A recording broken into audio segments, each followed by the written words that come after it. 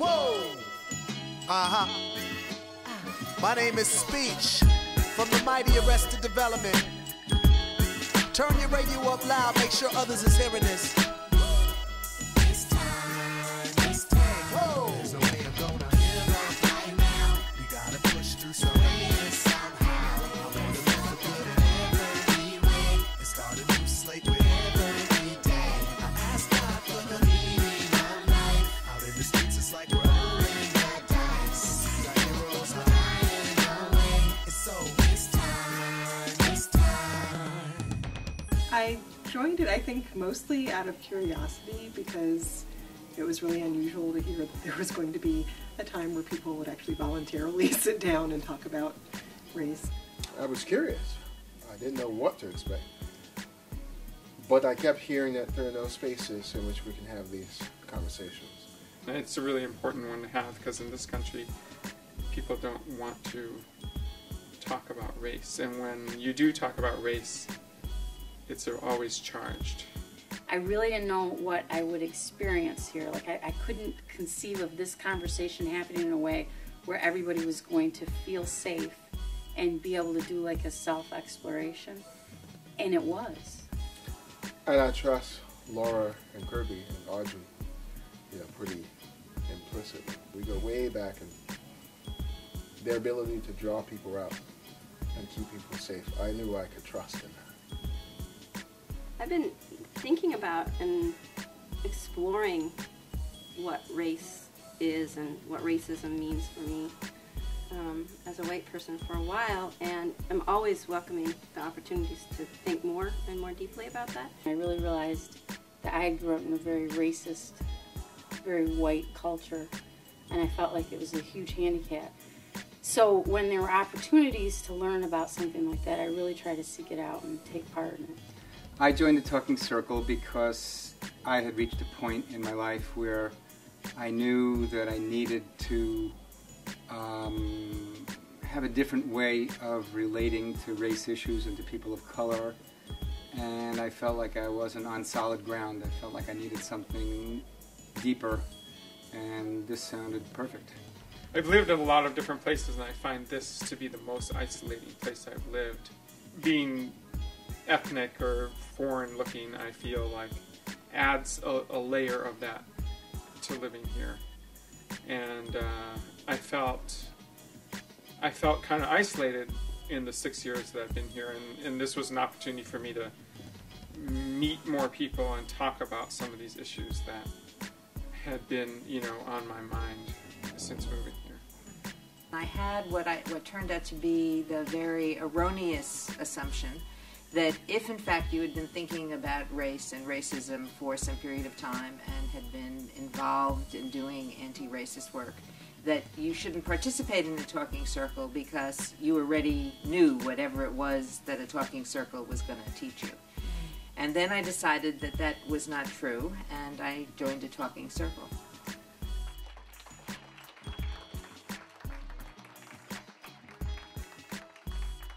So here we are, living, working in these situations, being educated in these certain situations. We're carrying our own baggage. They're carrying a separate baggage. Yet we're pretending that we're all getting along because we've never resolved those underlying issues. Thank God people put this thing together. Hearing somebody tell a story and having that experience of a person sitting there telling you what happens and sharing their struggle, their pain, their hurt and anger is very different than reading about something or learning about it in another context. I think it's something that's very scary for people, and it puts a lot of limits on the relationships that people feel like they can develop, across racial lines. So I think to have a time where people have agreed that they're going to come and talk about this stuff and kind of accept that, maybe one person is going to say something that sounds really stupid to someone else, but that the only way that you can get to a better understanding is to let people make those mistakes and be encouraging. So I feel like the circles do a good job with that. My son's African American and adopted, and so again, I feel like it's really important that I be out there and learn as much as I can and try to understand his experience as much as I can.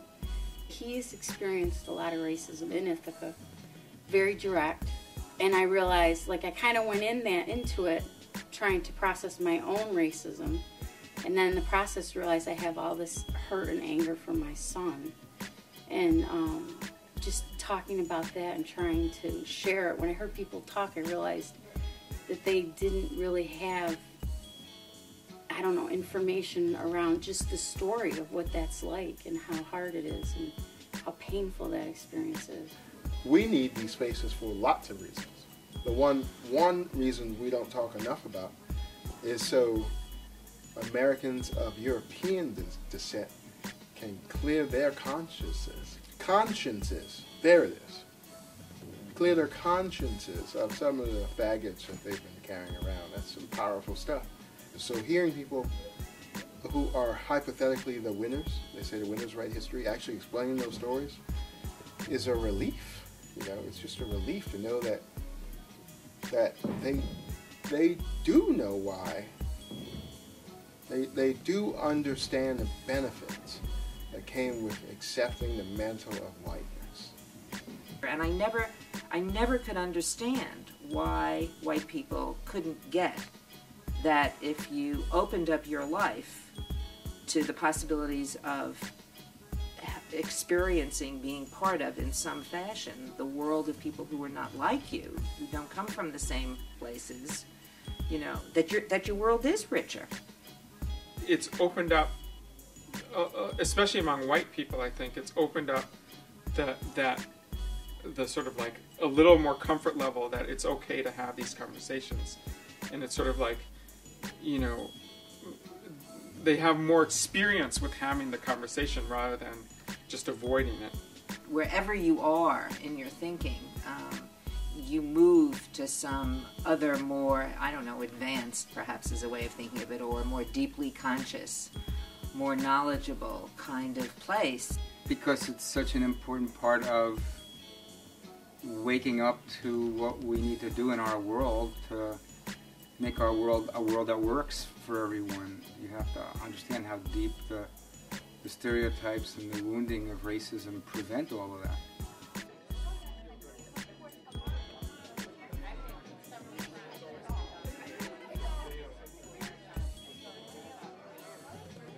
Sometimes it was hard to be able to hear what other people in the group had to say, white people in the group had to say, because sometimes I would feel like, how could you possibly be that naive about what someone else's experience is? And so it was good for me in that, you know, I was able to kind of going through, you know, both experiences, being a member and being a facilitator, of, you know, really coming to the understanding of, yeah, somebody really can be at that place, because the way that our society has sort of been set up is that they are allowed to be. It's just hard not to get angry, but that to remind myself, well, this person actually came here, so obviously they're looking to move out of where they are. So the idea that you can live in the United States and not be touched by racism or not have that information in your head, I find that frustrating. And there were people in the group that kind of felt like they were removed from that. Maybe they grew up, you know, their parents were more liberal, or they felt they were in a diverse school or whatever, so they felt kind of like they weren't. And then there was also this idea that Ithaca has that kind of the right, it does things the right way, so therefore it's not as bad here. And, you know, of course, we're living here, so I can't compare it to other places, but it's here, you know. And that at this point, with the many things we've seen in the paper and in schools, just in our community that's going on, I was surprised that people were as surprised or shocked as they were. And that's frustrating.